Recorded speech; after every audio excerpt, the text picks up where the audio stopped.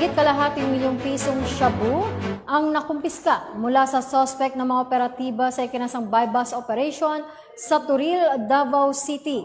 Yan ang ibabalitan ni Patrolwoman Shayna May Ilagan. Ang tinatayang 542,572 pesos halaga ng shabu sa isinagawang drug buy-bust operation ng Station Drug Enforcement Unit ng Sasa Police Station sa Purok Nakada, Barangay Dalyao, Turil, Davao City. Kinilala ni Police Major Carol Yuhabagat ang suspect na sina alias Ayan, 33 taong gulang, na tinaguri ang top 2 city level, alias Clyde, top 9 city level, 30 taong gulang, alias Janjan, 28 taong gulang, at si alias Oliver, 50 taong gulang, at alias Percival, 43 gulang, mga residente ng sasabing lugar. Nakumpiska sa mga suspect ang higit kumulang ng 79.79 grams na hininalang shabu.